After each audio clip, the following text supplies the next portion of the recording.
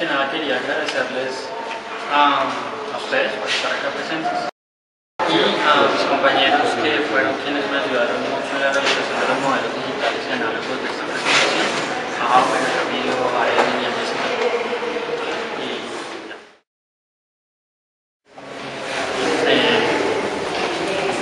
Quisiera empezar un poco con este dibujo de Peter Smith, podríamos llamar Clay Brewer, que es un músico de jazz. Con este dibujo lo que quería expresar Smithson era la complejidad que existe y las relaciones que se generan entre las cosas. ¿A qué me refiero? La estructura mental con la que yo fui desarrollando este trabajo, que ha sido muy extenso, digamos que no ha sido precisamente lineal o que yo les pueda explicar en este momento de manera cronológica, porque no tendría mucho sentido. Así que digamos que por eso lo que importa es como la relación entre los elementos, más que de alguna manera los elementos en sí mismos. Por eso les pediría que haya como mucha atención y si hay preguntas pues que las vayan como anotando para que todo quede lo posible claro.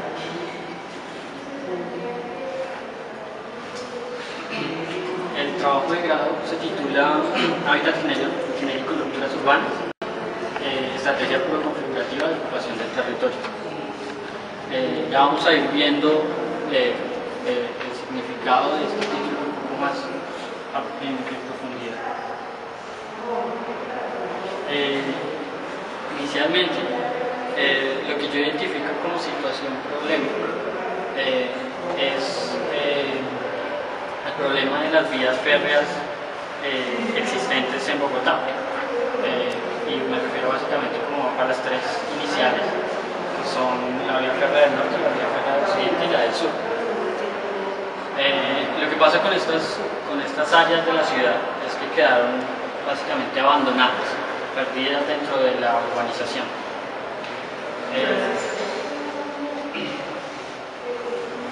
Entonces, básicamente, este es el panorama que se tiene de lo que sucede dentro del perfil de la vía férrea de Occidente, que fue el caso de estudio que yo tomé.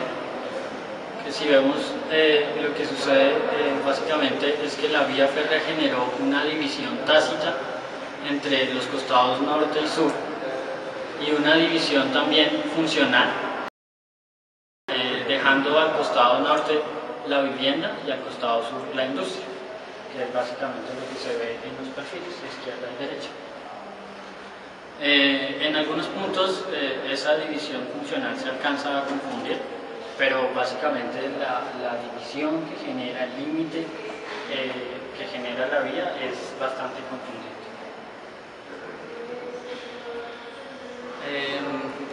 Para seguir con el tema del problema, lo que yo identifiqué fueron dos fenómenos que dentro de ese lugar se suceden.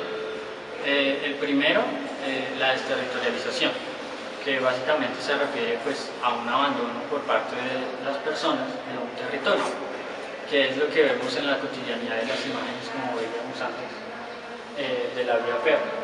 Allí no se sucede básicamente ninguna actividad, y tal vez en algunos puntos es ocupado por habitantes de la calle, por lo demás está prácticamente desierto.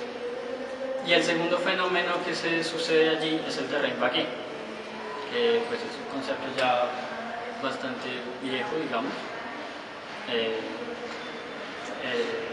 que había desarrollado Ignacio de Sola Morales, refiriéndose a esos espacios que quedaban dentro de la ciudad, que en algún momento eran infraestructuras, como en este caso de comunicación o de transporte, o zonas industriales que quedaron abandonadas y que en este momento en la ciudad contemporánea son básicamente vacíos. Eso me llevó a la primera parte del título del trabajo, que es definir la vía férrea como una ruptura urbana, en la medida en que, pues, repito, con los dos fenómenos anteriores que se suceden y la división clara que hay de funciones entre la vivienda y la industria, pues lo que genera básicamente es una ruptura que no le da continuidad a la ciudad en una extensión bastante amplia. La zona de estudio que yo tomé, que comprendía entre la estación de La Sabana y la estación de kilómetro 5, cerca de la avenida 68, corresponde a 5 kilómetros. Entonces, digamos que ese espacio, además de ser una ruptura, digamos que es una zona invisible, en la medida en que los bogotanos no hemos dado cuenta del potencial que tiene esa zona y de las calidades que podría llegar a tener si se pudiera reconectar de alguna manera, no solo en sentido oriente-occidente, sino también norte-sur, que es donde se presenta la mayor ruptura.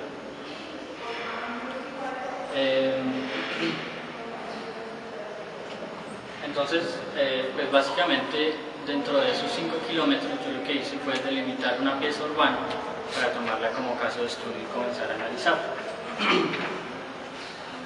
Entonces el polígono seleccionado pues básicamente es este de la maqueta, que está entre la calle 26, la calle 13, la avenida Caracas y la avenida 68. Digamos que ese polígono lo seleccioné por las particularidades que se presentan y las afectaciones que tiene la vía férrea a costado y costado. Digamos que no lo tomé desde la 68 hacia el norte más, porque se presentaron más o menos las mismas situaciones que ya se presentan en esta zona, que es una serie de conjuntos residenciales junto a fábricas de gran tamaño.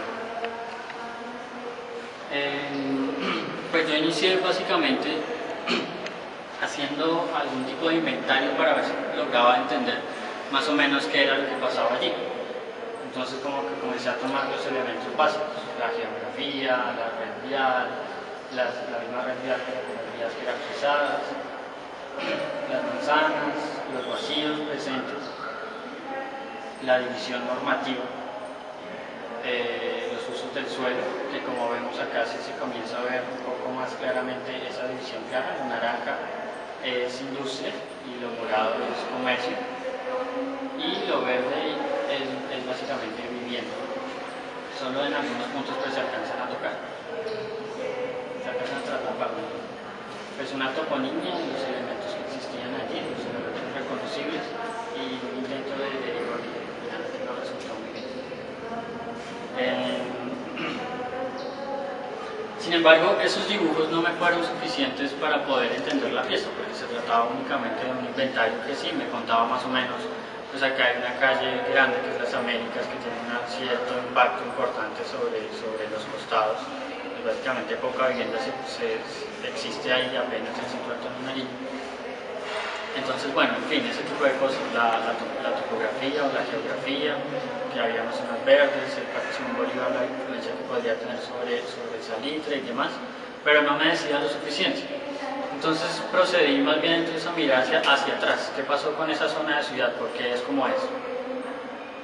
Entonces básicamente lo que hice fue un corto análisis histórico de lo que pasó con esa pieza, iniciando con estos dibujos del crecimiento urbano desde 1538 hasta el 2012. Pues se ve claramente la primera generación de ciudad, la ciudad primigenia, que es la del Damero del centro histórico, y cómo fue creciendo hacia occidente.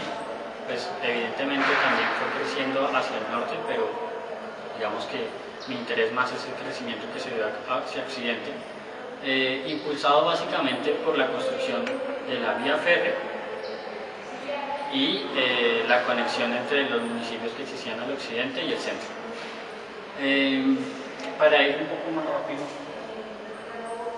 pues básicamente entonces fui viendo como qué pasaba en cada uno de esos momentos, cómo iba creciendo esa pieza de ciudad. Hubo una explosión de crecimiento cerca de los años 60 y por lo demás se fue densificando hacia tiempos más actuales, densificando sobre todo en la zona de Salitre. Y otro ejercicio que hice fue qué pasaba si lo que hacía era tomar cada una de los momentos de crecimiento y lo que iba apareciendo. Entonces lo que se generaba básicamente era como un archipiélago en la que el territorio virgen le van apareciendo una serie de partes que están cada una separadas y limitadas entre ellas, pero que comparten pues la unión de ese mismo territorio. Y pues una serie de esquemas que iban identificando los momentos de los que les hablaba hace un momento, que eran desde la geografía original hasta la aparición de las vías. de la relación de ciudad, territorio y hábitat. Digamos que el que fueran positivos y negativos no quiere decir que unos sean malos y los otros sean buenos, sino básicamente que esto me permitía ponerme en una situación en medio o a favor de, para tomar posición con respecto a esos modelos de ciudad. Que básicamente pues, los modelos negativos que yo tomaba era desde Esforcinda hasta la ciudad contemporánea, la ciudad de Hilbersheimer, un proyecto más reciente de una oficina llamada Dortmund, dirigida por Pierre Vittorio Aureli. Y los modelos positivos, que era lo que en ese momento digamos, tenía como ideal para llegar, eran lo que podríamos llamar modelos utópicos, desde New Babylon hasta algunos proyectos de Artsmira, el Gottesdienst de Enterprise y la Nostop City de la misma oficina anterior. Eso me sirvió, digamos, para ir alimentando el proceso.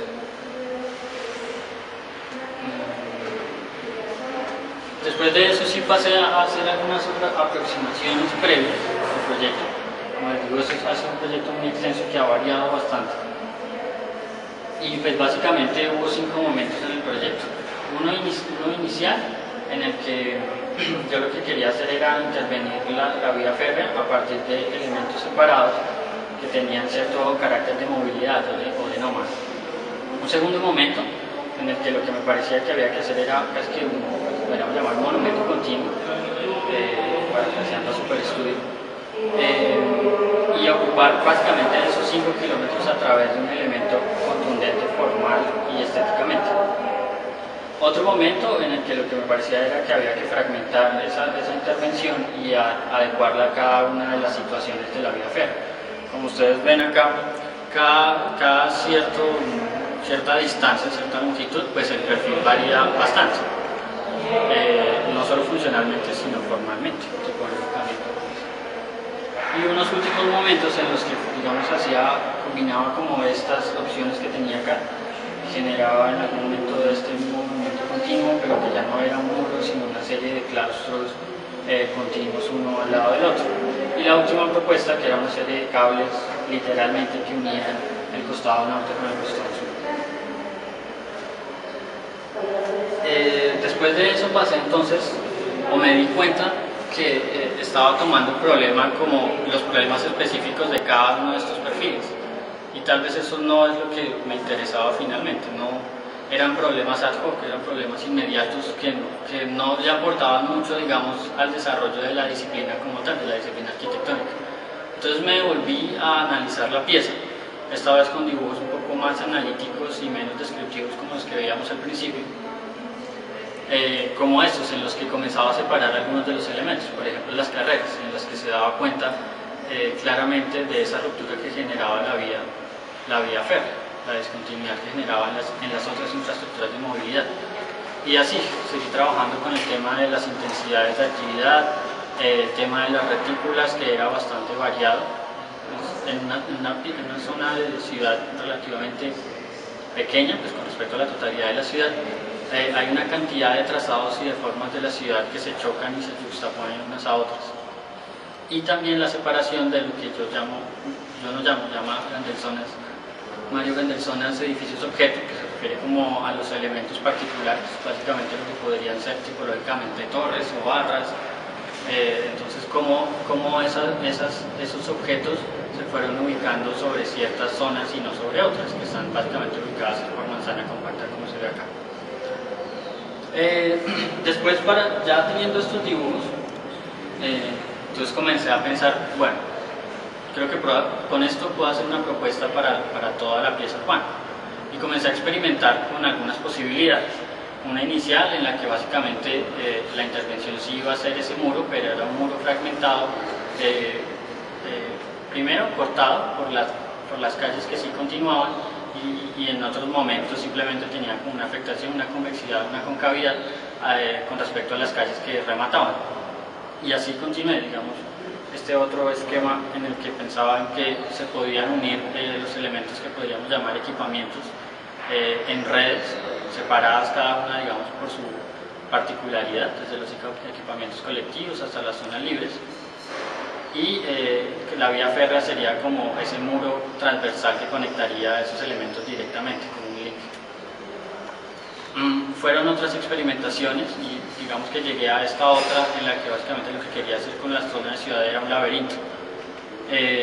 Era cerrar la zona de ciudad, vaciarla y en los remanentes de las infraestructuras viales generar estas mismas barrios, digamos, que serían ocupadas con vivienda y los vacíos serían llenados espontáneamente con el programa que fuera necesario, digamos que finalmente estas eran propuestas de nuevo utópicas, pero en realidad pues, cualquier proyecto es utópico si están en el papel, pero ya me comenzaban a dar pistas para poder llegar a esto. Entonces básicamente lo que comencé a pensar entonces era cómo ocupaba esa zona de ciudad y contemplé tres posibilidades, que era una ocupación que era casi hacer tabula rasa y desaparecer buena parte de la zona de ciudad y allí intervenir. Otra en la que pensaba más que lo que había que hacer era extender el límite de la vía férrea, que era básicamente los paramentos del costado norte y costado sur, y comenzar a generar una serie de intersticios entre unas y otras. Y una final en la que básicamente lo que hacía eran unas intervenciones pequeñas, casi como pabellones, que podrían ser habitables, que se ubicaban en distintos puntos de la vía. Finalmente me quedé con la opción de hacer únicamente tres intervenciones detonantes que en algún momento podrían llegar a afectar más directamente las zonas pues, que no estaban intervenidas. Entonces fueron básicamente estas tres, de occidente a oriente. La que desarrollé con más claridad, que es la que ven en la segunda plancha, es la que está más cerca de la avenida 68, y estas dos quedaron un poco más en esquemas, que se referían no solo a la configuración tipológica en barras o generando patios, sino también al tema de la actividad. Por ejemplo, esta, el problema también de la expansión hacia occidente pues era la separación entre la vivienda y el trabajo. Entonces básicamente lo que pensé es, con estas intervenciones, que son más intenciones que no dicen mucho en realidad, era ubicar básicamente la vivienda en un estado superior y abajo ubicar un supermercado de gran superficie. Digamos que más o menos esa es la configuración tipológica que podrían tener esos dos elementos. Pero bueno, esas se quedaron como experimentaciones y la que desarrollé fue la primera. Ahora bien, ¿cómo hice para actuar? Para poder generar esta propuesta. Básicamente, a lo que acudí fue a una estrategia puro configurativa, al menos así la determinamos con uno de mis directores. ¿A qué se refiere la estrategia puro configurativa? A que no hay mediación tipológica en el proyecto entre la implantación, que sería como todo eso, y la definición de un módulo, que es casi esto. Entonces, como que, por ejemplo, en el énfasis se suelen trabajar tres escalas de intervención, desde la escala de la implantación, que es la escala urbana, se pasa por una segunda escala, que es la escala de la agrupación, que es más bien tipológica, y se pasa a una tercera escala, que es la de la configuración, la de la tipología de vivienda. Yo elimino la segunda y veo qué pasa. Esa es básicamente la estrategia. Y pues hay una serie de referentes que ya aplican esa estrategia. Yo creo que el más conocido sería la mezquita de Córdoba, en la que básicamente no hay la tipología, sino la repetición de un solo elemento arquitectónico que genera un orden. Y pues esto también nos lleva al tema de los smart buildings, que ya Alison Smith pues, también aclara mucho más. Entonces básicamente esa estrategia configurativa tiene una serie de elementos constitutivos, que se refiere pues, al módulo, en este caso, y ese módulo tiene unas particularidades, es que básicamente tiene una serie de afectaciones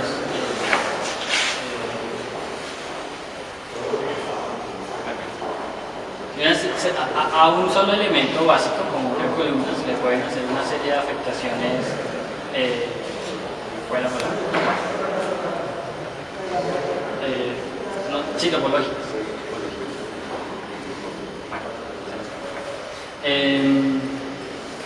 A un solo elemento se le pueden hacer ese tipo de afectaciones Y ya con eso se genera una gran variedad, solo a partir de un elemento básico.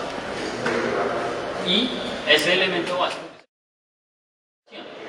que en mi caso pues define cuatro reglas, que podría ser la variación topológica del elemento, la repetición continua o discontinua del mismo, la jerarquía, dándole algún tipo de jerarquía, generalmente uno lo hace como por tamaño, y la anticipación del sistema, es ver cómo puede crecer ese mismo sistema, no solo en las direcciones, sino cómo se establecen nuevas relaciones entre los elementos. Y básicamente dentro de esos dos elementos previos, lo que se puede hacer es reiterar para generar una espacialidad, es decir, si yo tengo una cuadrícula, entonces comenzar a reiterar esa cuadrícula en los tres planos y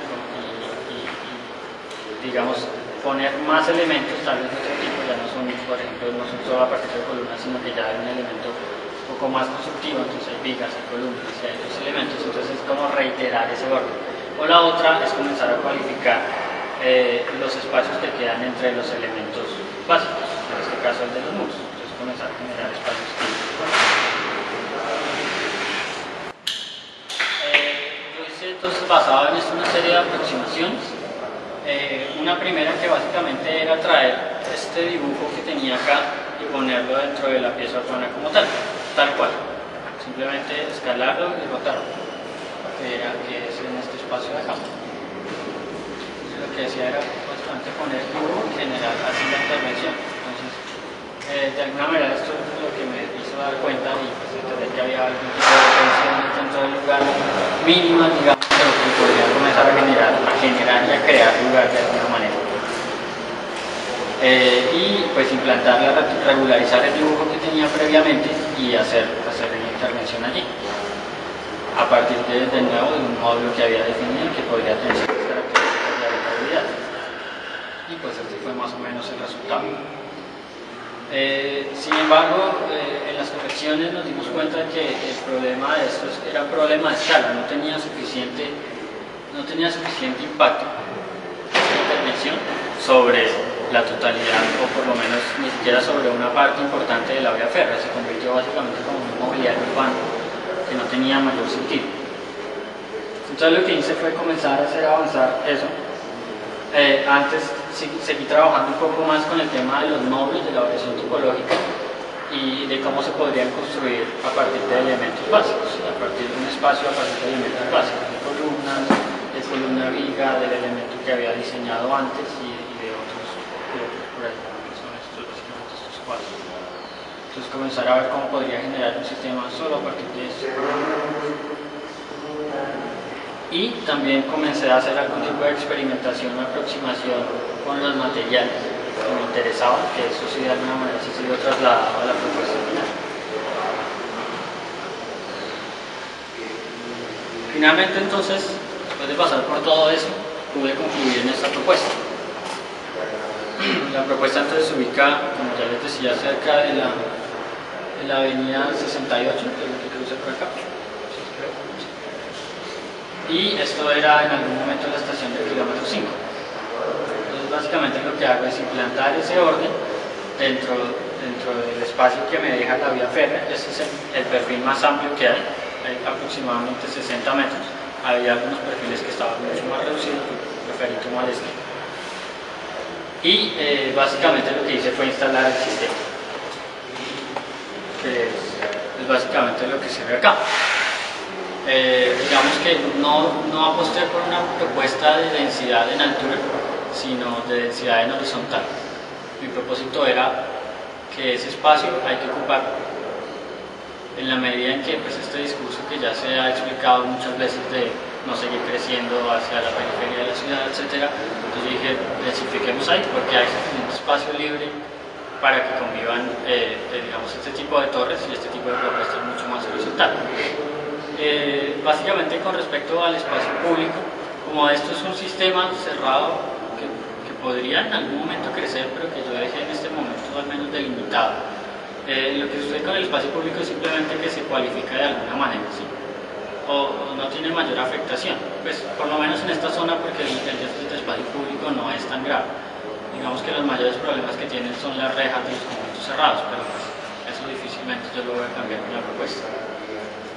Entonces básicamente como que la propuesta no tiene, a pesar de su tamaño y de su escala, no tiene una mayor afectación real sobre la zona. En cambio sí podría traer muchos beneficios.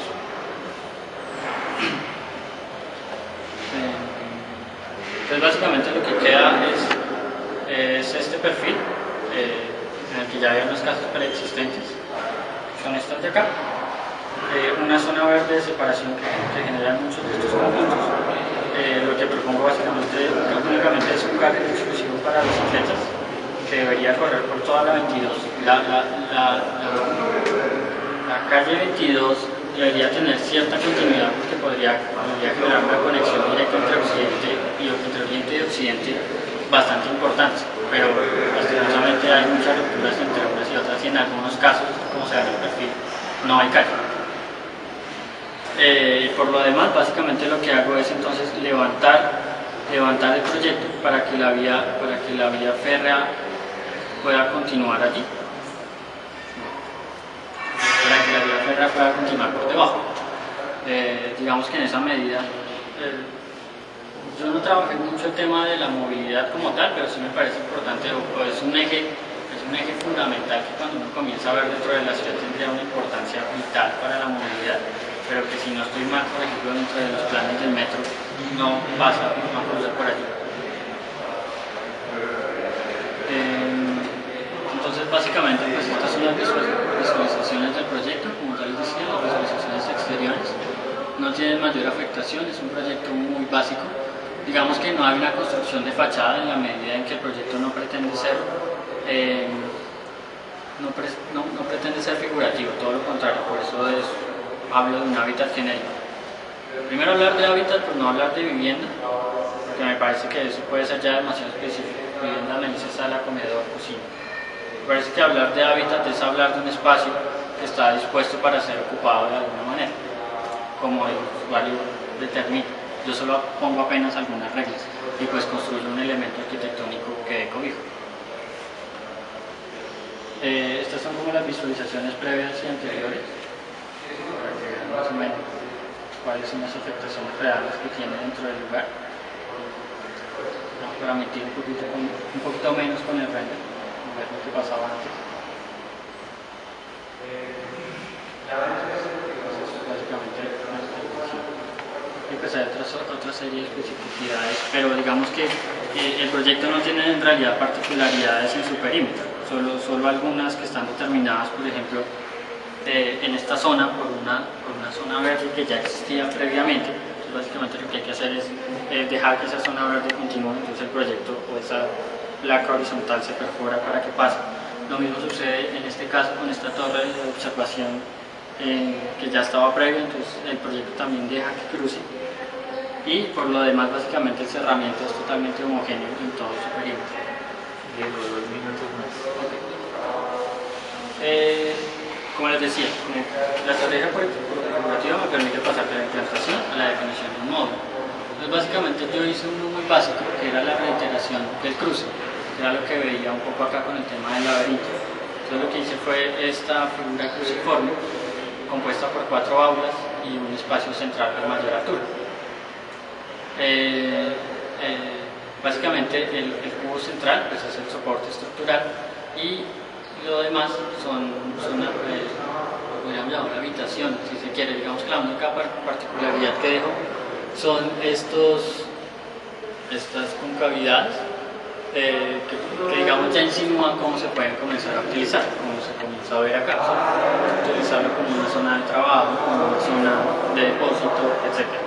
Entonces básicamente los espacios presentes dentro del sistema son muy pocos. Son el del pasillo, que es el del borde de la intervención. Estos patios, digamos que son de todos los que ocupan estos módulos. Bueno, aclarar que el módulo podría ser ocupado de muchas maneras. Podría ser ocupado tanto por una sola familia, toda la cruz, digamos, pero podría ser ocupado también solo 2 elementos, solo 2 o solo 3, y otra persona podría ocupar otro. Digamos que yo no defino ninguna de esas cosas porque no me interesa, el que lo define es el usuario. Yo dejo apenas como la base. Y Entonces son estos espacios comunales de mayor altura y de mayor amplitud en los que se podría suceder no solo la vida social, sino el trabajo mismo, sobre todo lo que conocemos ahora como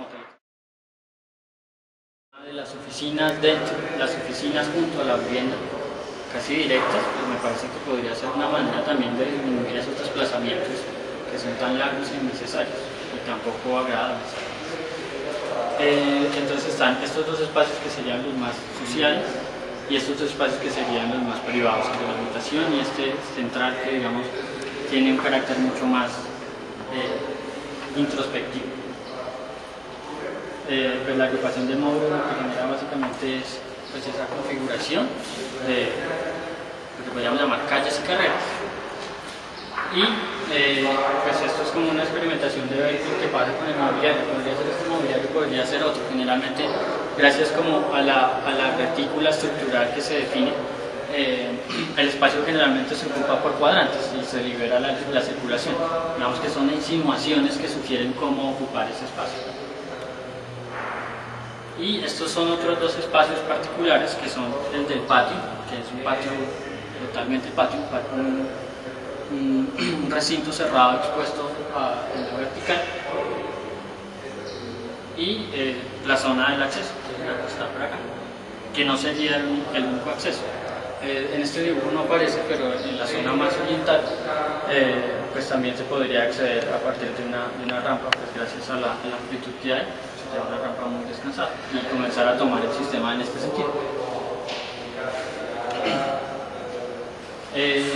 Lo que desarrollé yo entonces, pues como para ir finalizando, fue el tema del motivo técnico, más allá de definir una especificación de decir esto es un perfil HDB, esto es un perfil IP, esto es un muro en concreto reforzado, no sé qué. Yo lo que definí fue una tectónica, en la que comienzo a ver cómo pueden funcionar los elementos en la realidad. Y cómo esas experimentaciones materiales que veía antes, que yo basaba básicamente en la reflectividad y en la opacidad del material. Entonces como que se ve acá que básicamente los módulos están hechos de un material mucho más reflectivo, mientras que los núcleos son mucho más sólidos. Las cubiertas, básicamente hay dos tipos de cubiertas, que es la cubierta sólida de los espacios comunales y una cubierta translúcida que es básicamente la de las circulaciones, que es lo que se ve acá. Y pues así mismo comencé a definir el tema de la placa, pues que tenía que ser una placa con suficiente altura para que las instalaciones pudieran cruzar por allí. En algunos puntos bajarían como autos, eso no lo definíamos. Y el tema también ya de la construcción de los módulos como tal, que es esa caja cerrada expuesta únicamente o iluminada cenitalmente a través de esta estructura de cubierta y con un interior de madera, digamos que para generar algún tipo más de calidez y de inercia térmica dentro del espacio. Pues se desarrollaron los planos, las plantas de estructura de cubierta y de entrepiso, y pues estos son algunos detalles de esos elementos de cubierta, de cerramiento, del módulo como tal, del entrepiso. Ya. Yo quería simplemente finalizar con este tema de la estructura mental que les hablaba antes. A mí me pareció que de pronto, viendo el dibujo, lo estábamos viendo mal. Tal vez es un dibujo tridimensional, en el que todo esto que les expliqué me llevó a este puntico, que es esto. Pero que yo considero que este es un proceso que no debería acabarse y que es un tema de investigación muy interesante. Así que yo creo que como que lo que sigue es volver a empezar. Gracias. Gracias, Diego.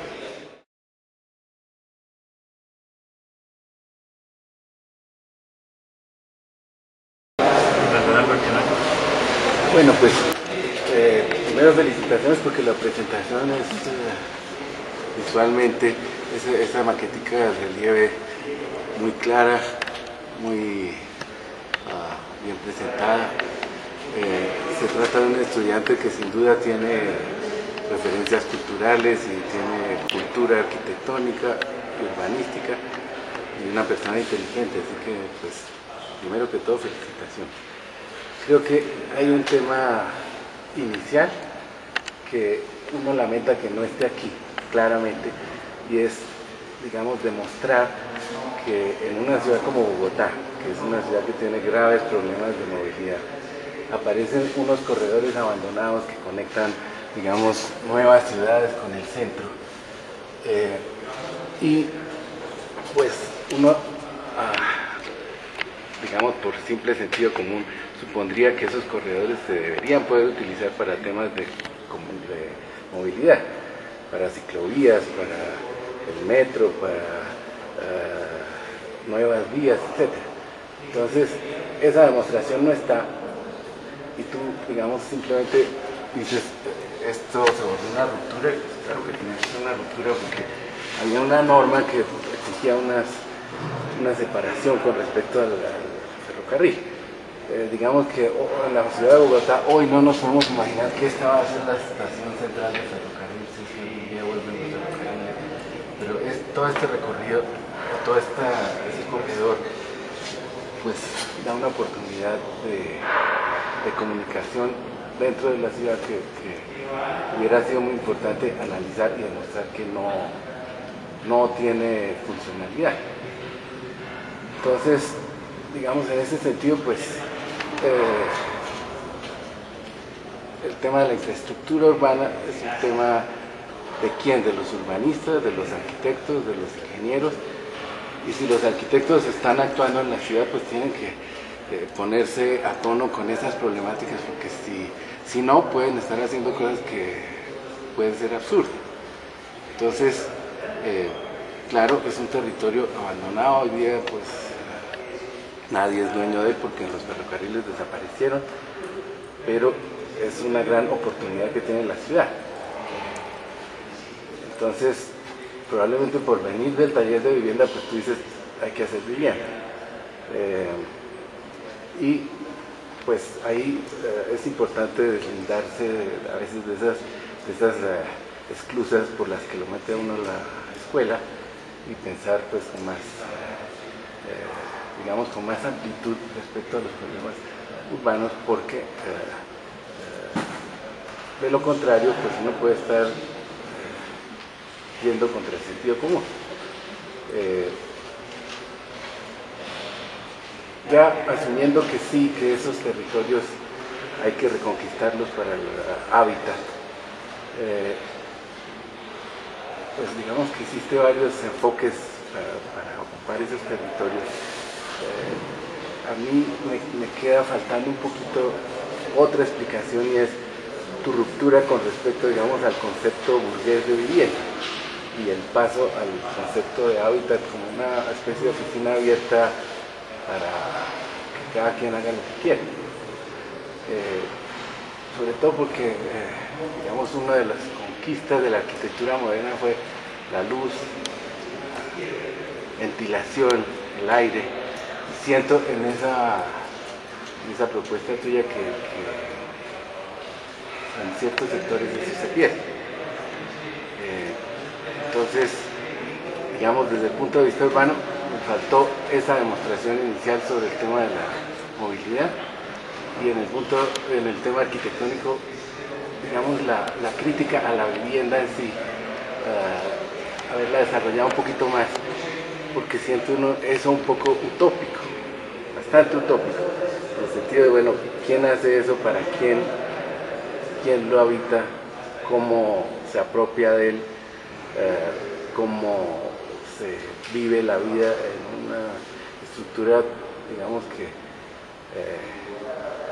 choca con los modelos de ocupación del espacio que tenemos hoy día, donde la gente tiene o contratos de arriendo o escrituras de propiedad, donde tiene límites muy bien definidos de lo que es el espacio, la vivienda, etc. ¿Cómo esto tan integrado puede funcionar?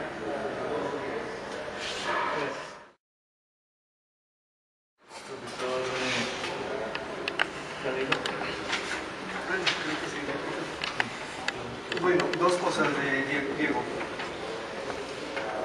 Yo quiero felicitarlo, empezar por ahí, porque yo creo que usted se permitió en su trabajo de grado ir más allá de una presentación y de una solución estereotípica y tradicional. Y se permitió como lo leo, digamos, en su presentación, que esto se convirtiera para usted en un laboratorio de ideas, de reflexiones, de preguntas. Y hoy nos presenta algunas de esas respuestas, de pronto no completas ni terminadas, de lo que para usted se volvió un tema de reflexión en torno a la vida. Y me parece que es un muy buen escenario para abordar un trabajo de grado. En ese sentido creo que es bastante buena esa estructura metodológica.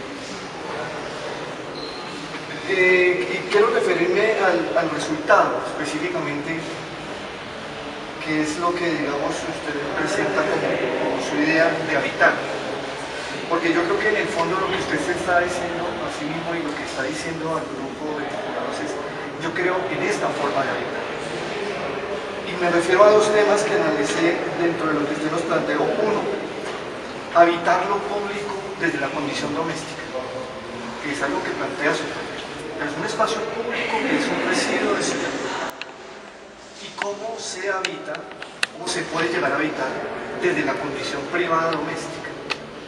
Parece que es un tema que está latente ahí en este laboratorio, en este escenario de reflexiones, y que tiene que ver con habitar de otra manera lo inhabitable, o permitir habitar privadamente lo público. Es que son temas. Y la otra, el tema del significado en el habitar. Voy a poner un ejemplo rápido. Digamos que nuestros antepasados en muchas partes del mundo construían el habitar desde el significado. Entonces la casa surgía desde el tema de la cosmogonía, desde la fecundidad, desde el fuego, y habitaban un espacio que de inicio estaba dotado de un significado. La contemporaneidad nos quitó eso. Digamos que quien compre una casa o alquile casa o apartamento tiene que llegar a dotar ese espacio de un significado que no tiene. Y esa es una de las reflexiones que yo hago en relación a su propuesta. Este es un habitar fundamentalmente colectivo. Usted le está apuntando a un habitar colectivo y a un habitar doméstico del espacio. Entonces, en ese sentido, el significado individual del habitar empieza a reducirse. Y usted empieza a generar este proyecto a partir de un entendimiento del habitar colectivo, que tiene entonces un significado superior al significado individual. Me parece que ahí ese tema también queda planteado, de cómo habitar colectivamente y de cómo empezar a dotar de significados individuales un espacio que es colectivo, y se empieza a volver cada vez el escenario, digamos, un poco más complejo, pero seguramente además por complejo interesante. Entonces yo lo que hago son lecturas de lo que usted reflexionó, dejándole entre el tintero esas condiciones de cómo habitar individualmente y domésticamente lo público y cómo dotar al hábitat colectivo de significados individuales.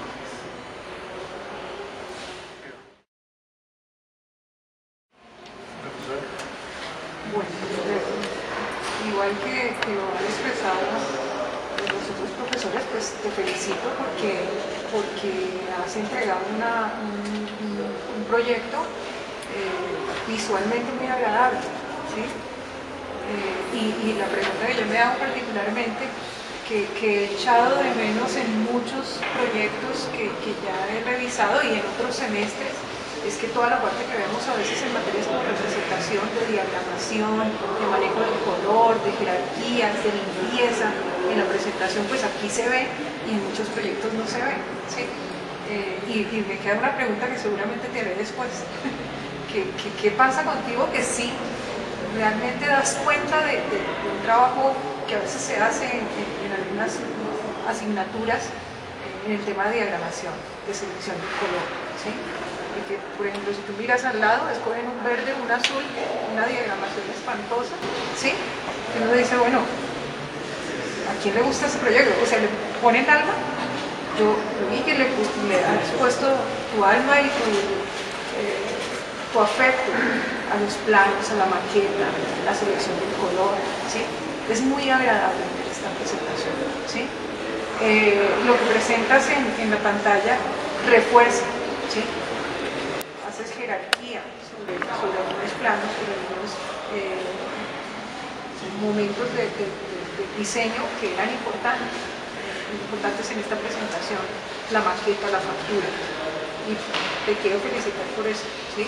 Porque pues, digamos que sacas la cara por un tema que a veces reforzamos muchísimo y que en un trabajo de grado no se muestra, ¿sí? Entonces en la parte gráfica me parece que está muy bien presentada, la forma como tú la expones también. Ahora, yo tengo varias preocupaciones, ¿sí? Yo soy restauradora, entonces a mí me interesa muchísimo la preexistencia, ¿no? Hay unas dinámicas que adquiere una ciudad que son lógicas, como lo decía el profesor Iván, ¿sí? Que son lógicas y que no podemos desconocer, ¿sí? Abono que tú hagas un ejercicio que para eso es la academia, la vida profesional nos incluye otros temas que no nos da el espacio para volar, ¿sí? Y disfrutarnos de este ejercicio, como lo decía el profesor Camilo, que vale la pena hacerlo, que si nos limitamos allí, pues digamos que no podemos hacer este tipo de ejercicios, ¿sí? No sé hasta dónde es malo o bueno que en la ciudad existan esas culturas, o sea, hasta dónde es malo que una parte de la ciudad sea industrial y otra sea de vivienda, ¿sí? Que existan usos mixtos, pues también es abonable, pero partimos de una idea como si fuera negativo, ¿no? ¿Sí? Entonces, no sé hasta qué punto eso en la génesis de un proyecto sea negativo, sino esas son las dinámicas de una ciudad. No quiere decir que las dejamos así, sino que más bien tomemos esas dinámicas de la ciudad para la génesis de un proyecto.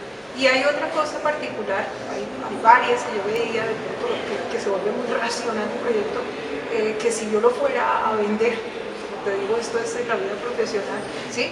La vivienda exige una privacidad, algo que venderlo sería muy complicado, de pronto para usos comerciales y oficinas puede ser más interesante, y parto de solamente este punto, el análisis de la asociación, ¿sí? Si tú te fijas, todas estas barras de vivienda corresponden más a una orientación, ¿sí? que va perpendicular a esa línea en la que tú quieres implantar vivienda, ¿sí? De norte a sur estas barras son muy congeladas, o sea, tomar el sol es muy difícil, ¿sí? Entonces, esa parte de asociación que podemos ignorar por un ejercicio académico, pero que en tu vida profesional va a ser importante, ¿sí? Que no las puedes desconocer. Porque finalmente tú quieres que la gente que vive allí lo disfrute. El tema de asociación y el tema del uso de la función, me parece que sí se le debe poner un poquito más de atención.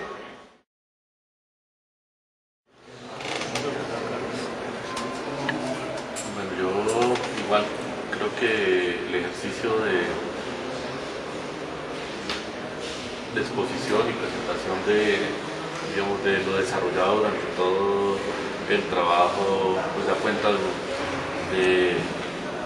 pues del conjunto de elementos que abordó durante esa reflexión, que es a veces lo que extraña uno cuando mira pues las presentaciones que se hacen acá, ¿cierto? Que le reclama uno a los estudiantes qué pasó con todo lo que hicieron durante el análisis, durante el ejercicio, y no simplemente el resultado final, ¿cierto? Porque pues eso muchas veces no deja traducir el origen de las ideas y las búsquedas que están aquí. Entonces, en ese sentido, pues, me parece que allí hay un trabajo importante, significativo y valioso. Ahora, en relación al ejercicio mismo de las preocupaciones, pues tengo como varias reflexiones. La primera es que me parece que el ejercicio presenta una serie de rupturas, ¿cierto? Porque de alguna manera nos cuenta todo un análisis sobre el problema de lo que representa el corredor férreo, sí, de lo que representa el corredor férreo, y hay toda una serie de análisis de detalle que uno dice, bueno, y como en qué se refleja eso después en la propuesta. O sea, ¿para qué se hizo todo eso si finalmente termina escogiendo un lote? Sí, eso me preocupa a mí enormemente. Sí, o sea, Colombia es un país que abandonó el ferrocarril, ¿cierto? En los años 30, que dejó los corredores férreos, que estos corredores férreos urbanos quedaron incorporados por funcionarios privados, no públicos, ¿cierto? Que además tienen unas funciones técnicas que obligan a los ayuntamientos. ¿Sí? Hoy la discusión en las grandes ciudades europeas es por el tema del soterramiento del tren. Llevar el tren subterráneo en las áreas urbanas, porque la misma ruptura que tenemos aquí es la cosa mucho más complicada porque los ayuntamientos se mantienen. Aquí lo que pasa es que son áreas que no se ocupan y que no pasa absolutamente nada. Y esa preocupación es una preocupación de esa ciudad también del primer mundo, ¿cierto? En este tercer mundo, cuarto mundo, quinto, ya no sé en cuál vamos, ¿cierto? Definitivamente esos corredores están abandonados y están desocupados allí, pero tienen una propiedad y no se han dejado ocupar porque tienen algún tipo de interés frente a la posibilidad en algún día de recuperar la movilidad de carga, ¿cierto? Sí, que en una ciudad como Bogotá todavía discutimos si necesita metro o no necesita metro, ¿cierto? Un absurdo que deberíamos tener ya no sé cuántas líneas de metro actualmente, que tiene que ver con eso del ferrocarril urbano, que nadie lo ha pensado. Pero además eso nos lleva a otra cosa para el caso particular de Bogotá, y es que detrás de la disculpa, pienso yo, que Bogotá siempre ha tenido altos niveles freáticos, el tema de pensar Bogotá por debajo del nivel cero nunca se ha tratado. Sí, que nosotros tenemos muy pocas construcciones con subterráneos, con sótanos, con semisótanos, todo eso. O sea, para nosotros la ciudad por debajo del nivel cero no existe, y menos en términos de elementos de movilidad, ¿cierto? Hoy en día la tecnología permite desarrollar eso más allá, sí, del problema de la calidad de los suelos y eso. Creo que eso es un tema urgente que necesitamos entrar a mirar en nuestras ciudades y en las ciudades colombianas. Ese corredor no lo han ocupado, ¿cierto? Han habido cualquier cantidad de propuestas frente a qué hacer, fundamentalmente vinculadas con el tema de la movilidad. Entonces, me preocupa que el análisis se basa en el escenario y la ruptura que genera ese espacio de movilidad, pero no incorpora la movilidad como un elemento que pueda ser parte del proyecto. Pero en la propuesta sí mete la movilidad por debajo, ¿sí? O sea, le deja el espacio para que la movilidad pase, si lo entendí bien, ¿cierto? Sí, para que la movilidad continúe, pero con la estructura que está actualmente establecida. Y ese tipo de estructura está desapareciendo en todo el mundo, porque esa es caótica, no funciona, tiene otras condiciones, tiene otras determinantes, tiene otro tipo de perfiles, tiene otro tipo de lógicas y tiene otras velocidades, ¿cierto? No es ese tren, el trencito que hemos pasado por ahí, ¿cierto?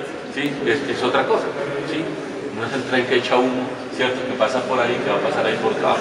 Entonces me parece que eso toca pensarlo desde esa dimensión. Y el tercer elemento que quisiera mencionar es que cuando empieza a presentar la propuesta, me acordaba un poco de los utopistas a lo largo de la historia, ¿cierto? O sea, cómo la utopía de alguna manera se convierte en ese espacio de reflexión, tanto de la arquitectura como del urbanismo, para pensar sobre otras cosas, sobre otras posibilidades. Y yo situaría este proyecto allí, ¿cierto? Porque si no tendríamos que entrar a discutir una serie de cosas que me parecerían sumamente complejas. Y me acordaba de Archigran, ¿cierto? O de Superestudio, ¿sí? O de los mismos japoneses que han hecho cualquier cantidad de ideas sobre cómo poder desarrollar masivamente proyectos de vivienda, ¿cierto? No recuerdo exactamente quién es, una que hay de cubrir la autopista Nueva York-Filadelfia, ¿cierto? Que es un edificio por donde por debajo pasa la autopista, y en fin, hay otra serie de propuestas así. Entonces, digamos, desde el punto de vista de la exploración, me parece que hay un ejercicio que busca unas insinuaciones, que tiene una serie de oportunidades, que genera una serie de discusiones, si efectivamente ese hábitat o esa consideración de cómo construir el hábitat hoy es esa a la que se esperaría en relación a esa idea de la vivienda tradicional, ¿cierto? Creo que aquí habría muchas discusiones, pero creo que no sería el sentido. Pero sí me preocupa que, digamos, en el mismo análisis y en la misma implantación, usted genera una ruptura en términos del contexto. Porque si usted se fija ahí donde localizó el proyecto, ¿cierto? Usted lo ubicó, y usted mismo lo dijo, lo ubicó en relación a donde está localizado el mayor perfil que tiene la vía por estar en una de las estaciones del ferrocarril, una de las estaciones de paso. Pero si usted mira lo que pasa ahí alrededor, sí, tenemos una planta de Cemex que trabaja las 24 horas del día produciendo cemento, y tenemos uno de los parqueaderos, ¿sí? de Limeo, una de estas empresas recolectoras de basura, y tenemos además todos los tanques de depósitos de combustibles de Bogotá. O sea, el escenario en términos de lo que pasa a este lado del tren, ¿cierto? Que es la zona industrial de Puente Aranda, y lo que pasa al otro lado, que es el tema de la exacerbación de la producción inmobiliaria y de la riqueza generada a través de la venta de suelo, ¿sí? Y la explotación del suelo, pues hay un contraste diferente que no se mira como un elemento allí, ¿cierto? Y creo que no basta con decir de que al bajarle la escala construye una ruptura y una articulación entre los dos elementos. O sea, yo creo que el tema de la exploración de la utopía o el tema de la exploración de alternativas tiene que tener en cuenta la realidad sobre la cual se inscribe, ¿cierto? Y creo que esa realidad no se puede circunscribir únicamente al hecho de la ruptura del corredor vial, sino al hecho del contexto en el cual se inscribe, y creo que aquí, para mí, en el caso del elemento que más desarrolla, no se hace ese ejercicio y por lo tanto esos elementos no los plantea como tal. Sin embargo, dirigiendo a Diego, y ya lo he tenido en varias materias, fue para mí singular el trabajo, porque efectivamente, como él lo planteó, a veces iba para adelante, a veces iba para atrás.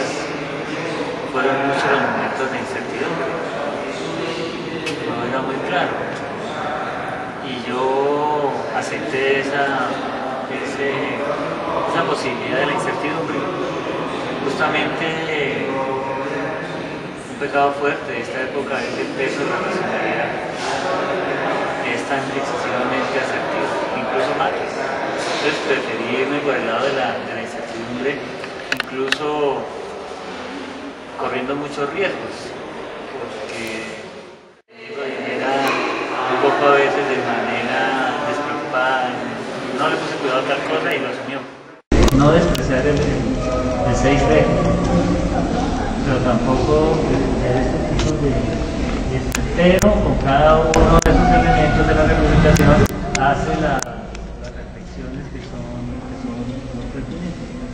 Y además utiliza, yo creo que una cosa que también tiene este trabajo en el caso de Diego, es que todo ese bagaje de información al fin encontró un lugar donde se. Entonces, como encontró el lugar, nosotros también, le permitimos cierta irreverencia. Ya encontró el lugar para el juego y el tronco y el balón y pues háganlo. No hay ningún problema.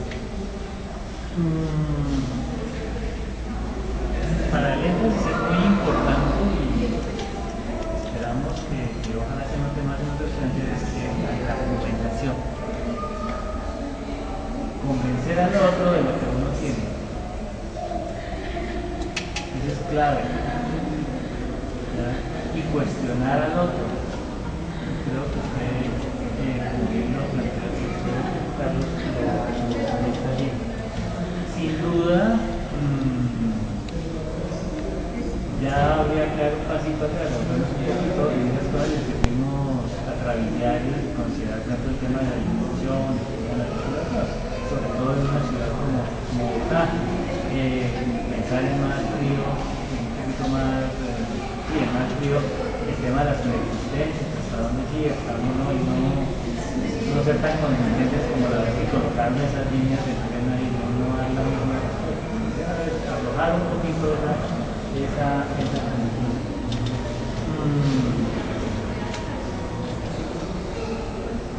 Los temas que plantea Camilo también, como desde la comunicación de lo doméstico hacia las escalas superiores, la respuesta, cómo intentar que lo colectivo en la vivienda vuelva a aparecer, también me parece importante. Y finalmente, estoy de acuerdo con la profesora, muy agradable ver su trabajo. Yo estoy que me paro a mirar más en el dedito de las cosas. ¿Sí? Creo que la gracia de la presentación, además de la realidad que estaba muy bien empezada y que se resolvió estando en el examen muy rápido, pero la graficación es muy rica, muy preciosa, tanto la que está estática como la que está